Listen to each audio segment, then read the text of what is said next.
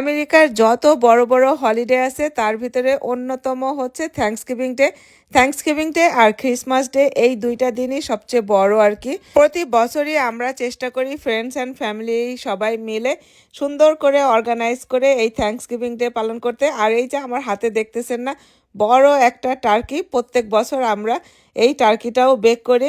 আর এই turkey bake করার পেছনে সবচেয়ে বড় যে ক্রেডিট সেটা হইতেছে এই যে লাকি ভাবি।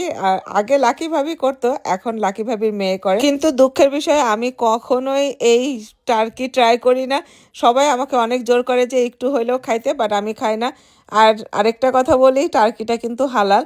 তারপরে আরও অনেক ধরনের খাবার টাবার থাকে, বিন রাইস টাইস, তারপরে স্পাইসি চিকেন, সব কিছুই টুকটাক মানে থাকে।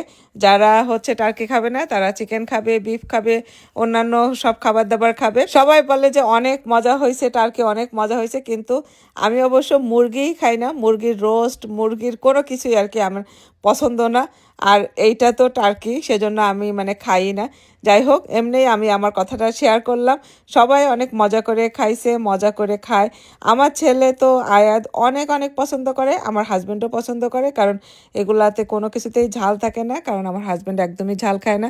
আর এই যে খাবার দাবার সাজানোর পরে সবাই বসে রয়েছে, সবাই কখন খাবার নেবে। আর আমাদের এই টার্কিটা কাটার দায়িত্বে সবসময় রত্ন ভাইয়ের উপরে পড়ে, কারণ রত্ন ভাই অনেক সুন্দর কাটাকুটি করতে পারে।